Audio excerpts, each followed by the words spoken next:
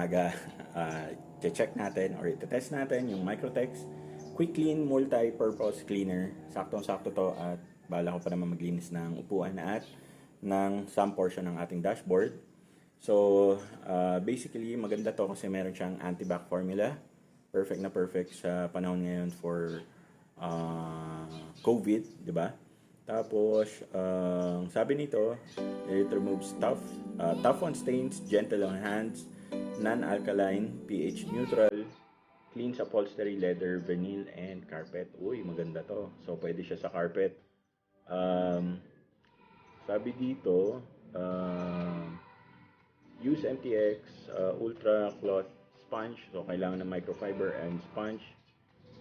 Tapos, work on small circular motions, then wipe off with clean damp towel. So I think eto guys na product na to is parang bumubula. So base pa lang dun sa instructions na. So let's go ahead and test it out. Tingnan natin kung effective ba talaga.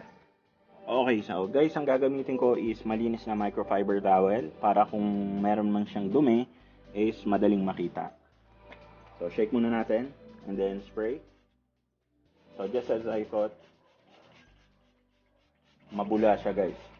So damihan na natin para mabigyan natin siya ng magandang what we call this, fighting chance.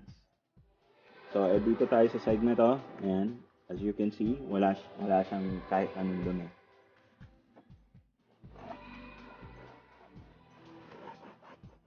So hindi naman siya nagsasabi na parang kikintab or what. Basically, ang sabi lang is parang malilinisan or cleaner lang talaga siya. Ang amoy niya guys is parang citrusy.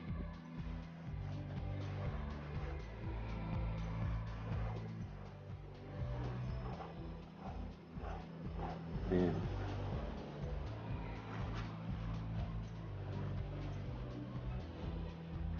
I'm still using the same side.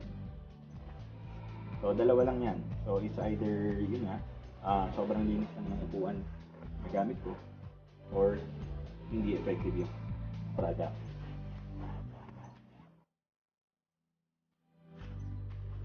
So far, yan, medyo nagkaroon ng discoloration naman. Pero, ayan, lalo tong part na to. Medyo umitim. So far, so good.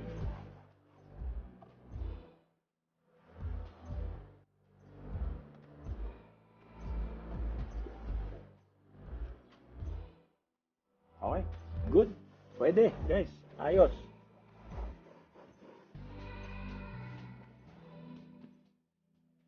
So, clean to, para siyang malinis talaga pag hinawakan nyo. Okay guys, so tapos na tayo maglinis ng upuan and eto nga, yung ating dashboard. Yan. So, nilinisan na rin natin siya. So guys, pwede.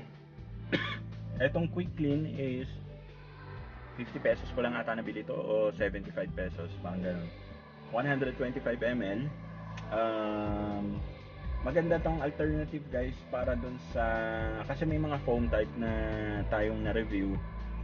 If you guys remember yung Kobe na disinfectant foam, so pwede rin to kasi mas mura to guys eh. Whichever is available. So rate 1 out of 10, I'll give it an 8 guys. 8 to para sa akin. Worth buying, pwede to guys. Eco-friendly din siya, so malamang ano to, parang biodegradable yung kanyang ingredients. Carpet, wala naman akong, or hindi siya what do you call this, hindi naman marumi yung ating upholstery. Pero pwede to sa mga ano, yung mga sidings na ganyan, so pwede nyo siyang gamitin. Safe. Tapos, ayun nga, luminis naman yung upuan and also yung dashboard natin, di ba? Malinis. Ayan. And that's it for me today guys. Sana nagustuhan nyo yung ating video. If you did, please give this video a thumbs up. At kung hindi pa po kayo nakasubscribe, hit nyo na po yung subscribe button. Again, Mark nga pala ulit. Maraming salamat sa pagsama sa akin today. At also guys, yung Shopee store po natin, link po nasa description section sa baba.